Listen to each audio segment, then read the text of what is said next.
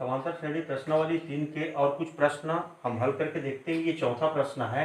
किसी समांतर श्रेणी का प्रथम पद 1, अंतिम पद 11 और योग 36 है, तो पदों की संख्या और सर्वांतर ज्ञात कीजिए। तो यहाँ पर इसको हल करने के लिए जो जो दिया है पहले उसको लिख लेते हैं। तो दिया है, क्या क्या दिया है? प्रथम पद यानी A1, ये दिया है 1, और उसके बाद अंतिम पद AN, मान लो इसमें कुल N पद हैं, तो AN अंतिम पद कहलाएगा, वो है 11। और उसके बाद योग को हम लिखते हैं SN इक्वल 36। हमको यहाँ पर ज्ञात क्या करना है? तो पदों की संख्या यानी N का मान हमको ज्ञात करना है और सर्वांतर ज्ञात करना है, ये D का मान ज्ञात करना है। तो जो जो हमको दिया रहता है प्रश्न में उसको पहले हम अच्छे से पढ़ के समझ लेंगे और उसको लिखेंगे। उसके बाद जो ज्ञात करना है उसको लिख लेंगे। अब यहाँ पर हल करने के लिए देखो, सबसे पहले यहाँ A1 1 है, AN 11 है, तो AN को हम क्या लिखते हैं? AN इक्वल होता है A plus N minus 1 D होता है। तो यहाँ पर AN का मान 11 है और A का मान 1 है, D का मान हमको मालूम नहीं, N ज्ञात करना है। तो इसको हम इस तरह से लिख सकते हैं, A की जगह लिख लिए 1 और plus N minus 1 D equal ये 11। अब इसको हम लिखेंगे N माइनस 1 D इक्वल 11, और ये उधर पक्षांतर होगा तो प्लस है तो माइनस हो जाएगा, या इसको हम लिखेंगे N माइनस 1 D इक्वल 10। ये हो गया, ये मान लेते हैं हम समीकरण 1। अब Sn, इस फार्मूला, इसका फार्मूला लिखते हैं। तो Sn इक्वल होता है n/2 into 2a plus n minus 1 d। ये इसका सूत्र है योगफल का, समांतर श्रेणी के योगफल के लिए फार्मूला। अब इसमें हम मान रख देते हैं। Sn हमको मालूम है, a का भी मान मालूम है, और n माइनस 1 d, ये देखो पहला समीकरण, इसमें n माइनस 1 d इक्वल 10 है, तो इसकी जगह हम 10 रख देंगे। तो ये आ जाएगा n/2 इंटू 2, a का मान 1 प्लस n माइनस 1 d, ये समीकरण 1 से 10 है, इक्वल Sn का मान 36, ये 36 हो गया। अब इसको आगे हल करेंगे तो n/2, ये 2 इंटू 1 2 प्लस 10 इक्वल 36। अब ये n/2 2 प्लस 10 12 हो जाएगा, ये 12 इक्वल 36 कट जाएगा, ये n 8 इंटू 6 आया इक्वल 36। n इक्वल 36 यहाँ पर मल्टीप्लाई है, इसको दूसरे साइड ले जाएंगे तो डिवाइड हो जाएगा, तो n इक्वल आएगा 6।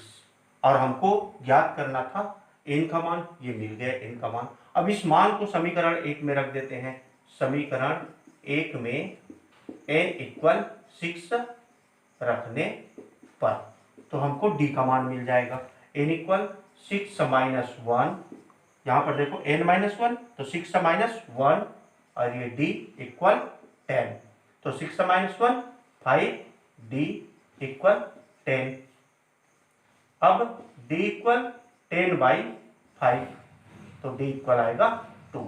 इस प्रकार से इसका आंसर आएगा n का मान 6 और d का मान 2, n equal 2 d equal 2, sorry n equal 6 और d इक्वल 2, ये इसका आंसर है। इस तरह से हमको ज्ञात करना है। जो भी दिया रहता है उसको पहले लिखते हैं और उसके बाद उसमें क्या फार्मूला लग सकता है उन फार्मूला को लिखेंगे और उसमें मार रखते जाएंगे और उसको आगे हल करते जाएंगे, तो जो हमको ज्ञात करना है वो हमको मिल जाता है। अब एक और प्रश्न ले लेते हैं। ये है पांचवा प्रश्न। पांचवा प्रश्न है, किसी समांतर श्रेणी का प्रथम पद 17, अंतिम पद 350 है। यदि सर्वांतर 9 है तो इसके कितने पद हैं? इस श्रेणी का योग ज्ञात कीजिए। दो चीजें हमको ज्ञात करना है कि इसमें कितने पद हैं, यानी n का मान ज्ञात करना है और इस श्रेणी का योग ज्ञात करना है, यानी Sn का मान ज्ञात करना है। तो पहले तो हम यहाँ पर लिख लेते हैं, दिया है, क्या क्या दिया है? प्रथम पद दिया है A1 इक्वल 17, अंतिम पद AN इक्वल 350 और D दिया है 9। ज्ञात क्या करना है, n का मान ज्ञात करना है, पदों की संख्या और साथ में श्रेणी का योगफल Sn का मान ज्ञात करना है। तो यहां से ये हमको दिया हुआ है प्रथम पद, अंतिम पद और d का मान। n का मान ज्ञात कर लेते हैं। तो n का मान कहां से ज्ञात करेंगे, यहां से ज्ञात कर लेते हैं। अंतिम पद, तो अंतिम पद इक्वल होता है a plus n minus 1 d, यानी कुल इसमें n पद है इसलिए n वहां पद को हम अंतिम पद मानेंगे और इसके इक्वल दिया है 350। a का मान रख लो 17 प्लस n माइनस 1 और d का मान है 9 इक्वल 350। अब n माइनस 1 इंटू 9 इक्वल 350। अब ये 17 को पक्षांतर कर देते हैं तो ये माइनस 17 हो जाएगा। तो n माइनस 1 इंटू या इंटू 9 है, उधर जाके ये डिवाइड हो जाएगा तो पहले इसको घटा दो तो ये आ जाएगा 333 बाई 9 हो जाएगा। यहाँ मल्टीप्लाई है, उधर जाके डिवाइड हो जाएगा। तो n माइनस 1 इक्वल, इससे इसको डिवाइड कर देंगे तो डिवाइड करेंगे तो ये जो मान है वो आएगा 9 3 जा 27, 63 हो गया तो 9 7 जा, तो n इक्वल माइनस 1 को पक्षांतर कर देंगे 37 माइनस की जगह प्लस हो जाएगा तो n इक्वल आएगा 38। तो इस प्रकार से हमको n का मान मिल गया, n ज्ञात करना था। अब Sn का मान ज्ञात करेंगे तो Sn के लिए फार्मूला लिख लेते हैं। Sn equal n by 2 into 2a plus n minus 1 d। इसमें मान रखते हैं, n का मान अभी फाइंड किए हैं 38 बाई 2, a का मान 17 प्लस n का मान 38 माइनस 1 और d का मान है 9। आगे इसको और हल करते हैं तो ये डिवाइड हो जाएगा, ये हो जाएगा 19। यहाँ पर 34 2 इंटू 17 34 प्लस ये आएगा 37 और इंटू 9 इक्वल 19। यहाँ पर 34 प्लस इसका मल्टीप्लाई करेंगे तो ये आ जाएगा 333। 37 इंटू 9 इक्वल 19। अब दोनों को प्लस कर लें तो ये मल्टीप्लाई, ये दोनों को प्लस करके इसके साथ मल्टीप्लाई होगा तो ये दोनों को प्लस करेंगे तो ये हो जाएगा 367। अब इन दोनों को हम मल्टीप्लाई करेंगे और इन दोनों को मल्टीप्लाई करके इनका मान लिख लेंगे तो ये आएगा, मैं डायरेक्ट लिख रहा हूँ 19 से 367 को आप मल्टीप्लाई करोगे तो ये आएगा 6973। तो इस प्रकार से ये Sn का मान मिला। n का मान 38 मिला है और Sn का मान 6973, यही इसका आंसर होगा। तो इस प्रकार से आप इनको हल करोगे और आपका उत्तर जो ज्ञात करना है n का मान और Sn का मान ये प्राप्त हो जाएगा। n प्रश्न है, यदि किसी समांतर श्रेणी का प्रथम, द्वितीय और अंतिम पद क्रमशः a, b और 2a है, मतलब प्रथम पद a है, द्वितीय पद b है और अंतिम पद 2a है, तो हमको सिद्ध करना है कि इसका योगफल 3ab by 2b minus a, ये हमको योगफल सिद्ध करना है। तो सिद्ध करने के लिए जो जो प्रश्न में दिया है उसको पहले लिख लेते हैं। दिया है प्रथम पद a1 इक्वल a और द्वितीय पद a2 इक्वल b, अंतिम पद a8 इक्वल 2a। मान लो इसमें कुल n पद हैं तो अंतिम पद an लिखेंगे। अब हमको सिद्ध करना है तो सिद्ध क्या करना है, सिद्ध करना है Sn equal 3ab by 2b minus a, ये हमको सिद्ध करना है। पहले यहां से हम इसको हल कर लेते हैं। ये देखो यहाँ पर Sn के जो फार्मूला हम जानते हैं उसमें n a d का मान की जरूरत पड़ती है, तो यहाँ पर सिर्फ a तो दिया है लेकिन n और d का मान नहीं दिया है, तो यहाँ से हम इसको ज्ञात कर लेते हैं। तो ये 2a a2 इक्वल b है। a2 मतलब a प्लस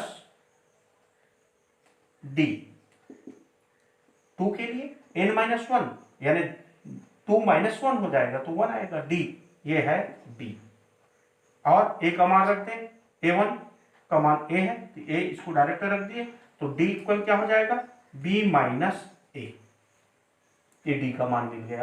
अब a n का मान ज्ञात कर लेते हैं। a n इक्वल होता है a plus n-1 d, equal क्या दिया है, 2a। प्रथम पद a है, d का मान b माइनस a, तो इसको लिखेंगे a प्लस n-1 और ये b माइनस a, d की जगह इक्वल 2a। इसको पक्षांतर कर देंगे तो n-1 into b minus a equal होगा 2a माइनस a। तो n-1 into b minus a equal 2a minus a, तो ये बचा a। अब यहां से n-1 इक्वल हो जाएगा a बाई, ये मल्टीप्लाई है, उधर जाके डिवाइड हो जाएगा b माइनस a। तो यहां से हम n का मान निकाल सकते हैं।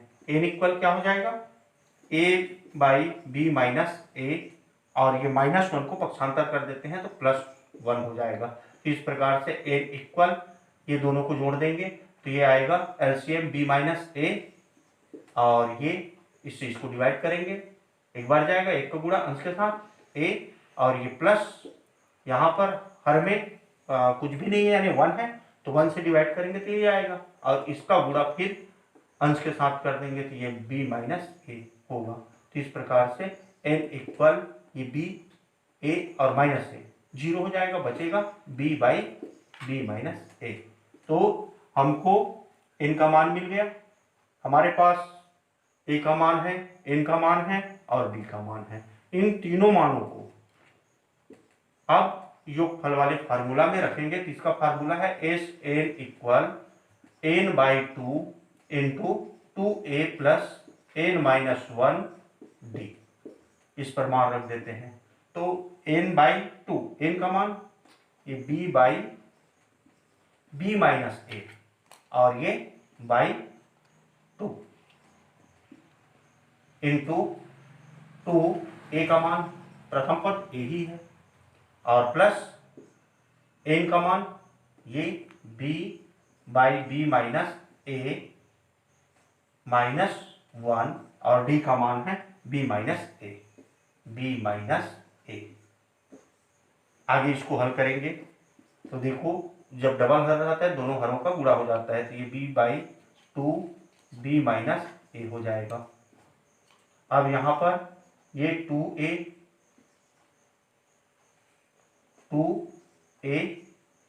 प्लस इन दोनों को जोड़ लेंगे, माइनस से मतलब घटाने की क्रिया होगी, तो यह हो जाएगा b माइनस a, हर का लघुत्तम समापवर्ती निकालते हैं। फिर यहाँ पर b बचा, इस चीज को डिवाइड करेंगे, एक बार जाएगा, एक का गुणा अंश के साथ b हो जाएगा। अब यहाँ पर हर में 1 है, तो 1 से इसको डिवाइड करेंगे तो इतना ही आएगा, इसका मल्टीप्लाई होगा अंश के साथ, ये माइनस, देखो यहाँ माइनस है तो दोनों का चिन्ह चेंज हो जाएगा, ये माइनस b और ये प्लस a हो जाएगा, इंटू ये b माइनस a। अब b by 2b minus a,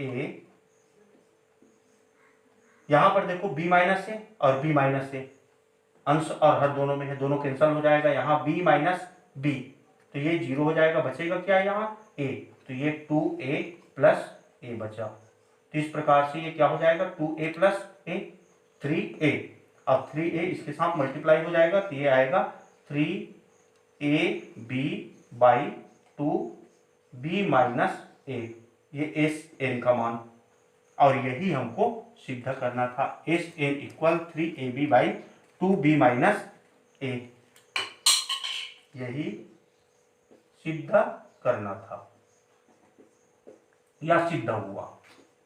इस प्रकार से इसको हमको सिद्ध करना है।